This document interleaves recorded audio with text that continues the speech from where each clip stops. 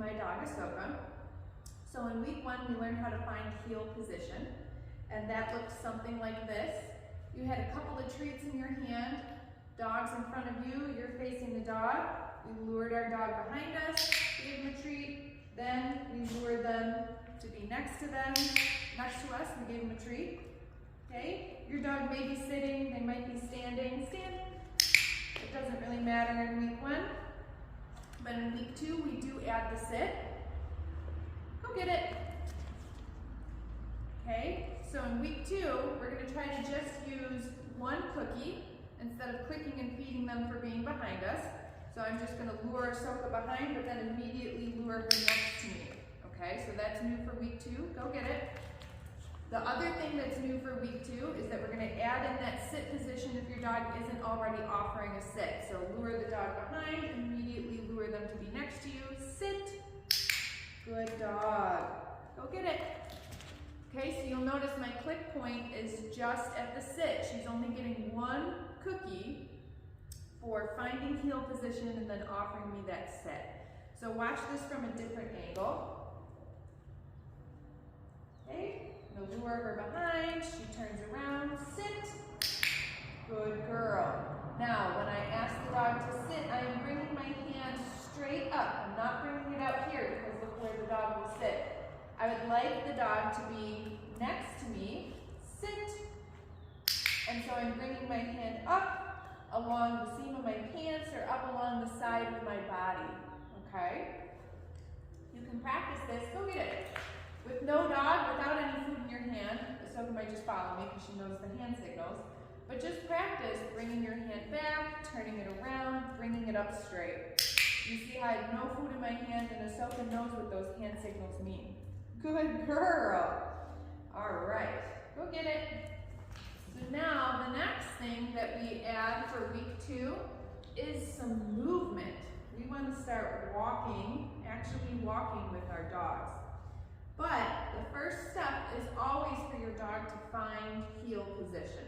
So we will never stop asking our dog to get next to us and to find that sit position, okay?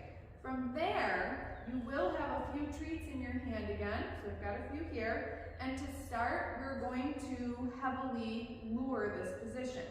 So I've got my leash and my clicker in my right hand, and the food is in my left hand so that I can easily lure Ahsoka to stay on my left side.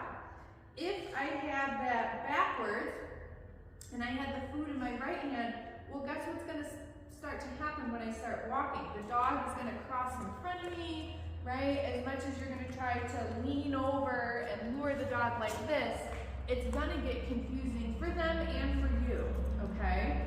So for that reason, if you want the dog on your left hand is going to be free for food. If you want the dog on your right, then the right hand is going to be free for food.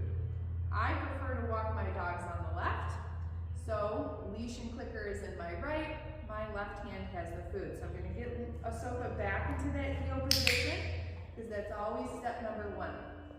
I have a few cookies in my hand, and I'm going to start to move forward. I like to put the walking on cue, so I say, let's go, food in front of Ahsoka's nose, and I'm going to click for every 2 or 3 steps that we take. But then we're going to turn. Okay, so do you see how I just made that turn? A couple more steps, click and feed the dog. Ideally, if I run out of food, the dog will offer me this nice sit position when I stop walking. If they're not doing that right away, no big deal, we'll get there next week. If the dog happens to move out in front of you again, then you can just have them find that heel position and start to move forward with the dog. Let's go. Clicking and feeding every 2 to 3 steps. And you see how connected Ahsoka is to my hand. She's literally just following the food in my hand. After I make my U-turn, I click and I feed her. Good girl. Go get it. So, what I see happen often with this U-turn is that, good girl, is that the dog will, a lot of the clients will click before the dog has made the turn. So it might look something like this. They start to walk, they've turned around, but they're clicking and feeding the dog back here.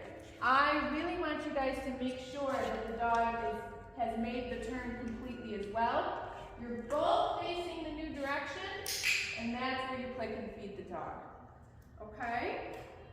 All right, so that was very heavily lured. I had a lot of food in my hand.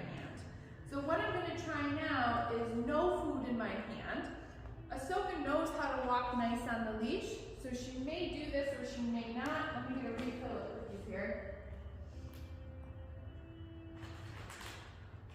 But I want to start to teach the dog, after luring it a bunch of times, that we might not always have food in our hands, and you still need to follow the direction that the handler is moving. With me. Good girl. Okay, so we're going to start to move forward. Let's go. I'm going to make that U-turn, and Ahsoka knows that she's supposed to follow me. Good girl. Let's go. Beautiful. So you can see how now, let's go. I am clicking and feeding her after each U-turn. Let's go. But I'm going to move a little bit faster right now because I'm going to try to create the situation that will usually happen with dogs who have not learned this skill yet. And that is learning about leash pressure, okay? So when you go to do this without food in your hand for the first time, the dog is probably not going to turn when you turn because they're not, they haven't learned the skill yet without being lured. So often what happens is, with me, is that you'll start to move forward with the dog and the dog will move to the end of the leash when you go to make the turn. And they're still trying to go straight when you're turning around. Here, Ahsoka, with me. I'm trying to create this with Ahsoka, but she wants to follow me. I might throw a piece of food on the ground. So instead of stopping and calling the dog, I just want you to keep moving forward.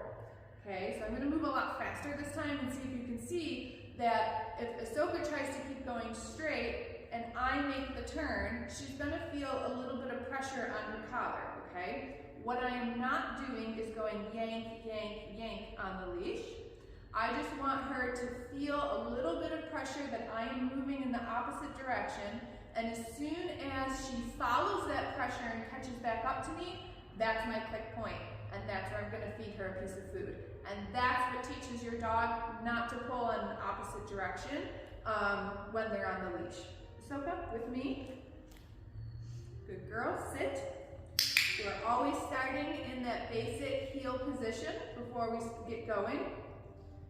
Let's go. Little bit of leash pressure there. Did you see that? Let's go.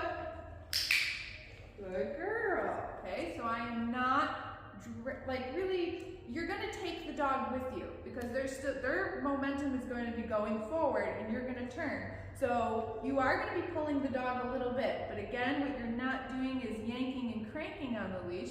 You're just applying steady pressure in the opposite direction, and as soon as that dog catches up, you are marking that and rewarding, feeding your dog generously.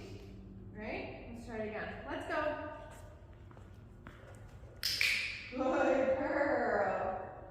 Good dog. And I am purposefully speeding up on the leash right now so that I can kind of demonstrate this for you, because Ahsoka is really good at anticipating where I'm going to move next because she's been practicing these leash skills for a long time. She's 2 years old now, and we've been doing all of this stuff, since she was a little puppy for just her basic leash walking skills.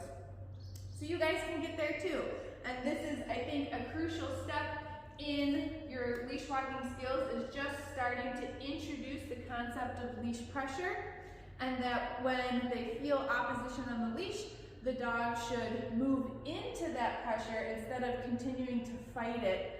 And when they do move into that pressure and catch up with you, they're going to get the clicks, they're going to get the cookies, you can give them lots of verbal praise, and that's going to teach the dog a lot about their foundation leash skills.